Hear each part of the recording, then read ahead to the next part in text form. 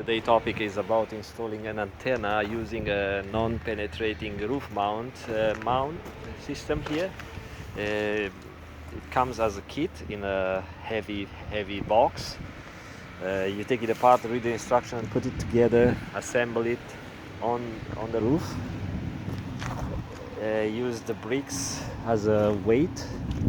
The bricks don't come with the instruction, but you have to make sure you don't put the bricks with the holes up. It will accumulate lots of snow. Then we used a liquid tight conduit, and I drilled 2 holes, one for the ground, one for the conduit. We ran the coaxial cable inside of this special type of conduit. It's a flexible conduit, and we use this specifically designed or made for this type of conduit connector, which has a grommet here. And on top of that, even it has a rubber seal here. I've used rubber tape, rubber splicing tape, then a few layers of electrical tape, vinyl tape, and also the ground line that goes all the way to the ground bus bar that is also bonding the amplifier, and also the ground clamp that, if you notice, I used electrical conductive grease, and the lining arrestor, which is in line. So usually on an installation that require a long cable laid down on the roof or even in a tray, the lining arrestor has to go inside the building maximum 3 feet from the building entrance. You can install it somewhere in here. So the reason is to pick up any electrical discharge that you may get on the long line that might lay down on the roof.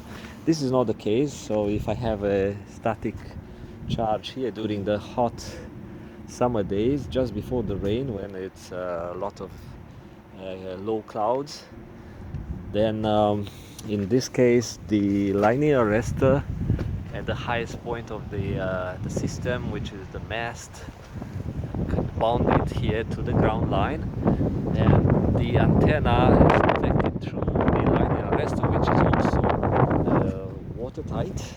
So I used a number of layers of splicing tape and electrical tape, and you see the lining arrestor is also connected to the main ground line.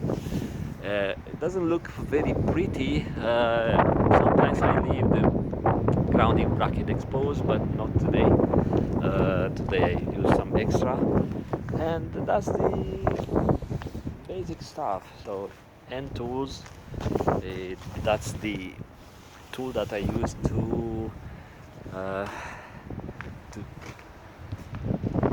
install the connector. It's a specifically designed stripping tool for this type of cable. So each cable and connector, they are coming together. So you cannot use a connector from one brand to another brand of cable. And the stripping tool is made for that connector and for that cable. And as a funny note, make sure you have a cell phone in your pocket when you work on the roof, because some of these roof hatches are not really, the locking mechanism is not working well, and this one I got stuck on the roof. So lucky me, I had some hand tools to be able to get back in. And of course you might need some rope to carry or to pick up the bricks from the ground. So requires some muscle power. And in many occasions we install the mast on the side of the building, on the wall, with some clamps, and I run the coaxial cable through the mast, through the weatherhead on the top, and I install the lining arrestor inside the mast and the connector inside the mast. Or if the lining arrestor is somewhere in the building, then I have just my my connector inside the mast at the top,